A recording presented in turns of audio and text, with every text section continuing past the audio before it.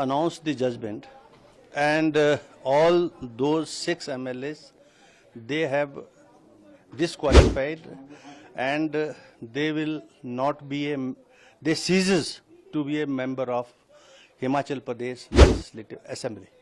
उनके द्वारा नहीं, उनके वकीलों के द्वारा, और उनके वकीलों को और सत्ता पक्ष यानी पिटिशनर के जो वकील थे, दोनों वकीलों को पर्याप्त समय दिया गया।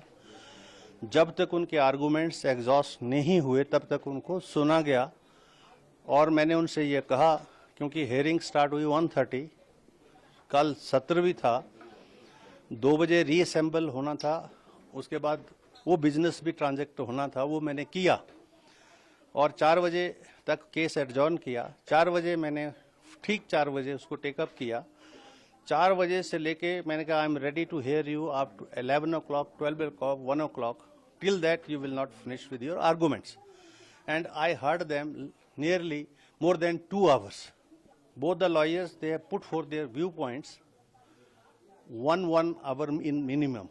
Then you see the rejoinders in argument they were filed, rebutted also. But ultimately, when both of them had nothing to say, then I reserved the order. इनको किया गया है, सिर्फ मैंने जो कॉग्निजेंस ली है, मैंने उस पॉइंट पर भी लिखा है, लेकिन उसमें सुप्रीम कोर्ट का जजमेंट है और इलेक्शन कमीशन की डायरेक्शंस हैं कि जो वोटिंग ओपन है और ओपन के बाद कोई भी मान्य सदस्य जो है किसी को भी वोट कर सकता है, लेकिन मैंने उसमें अपना व्यू पॉइंट दिया है अलग से। That is a different issue.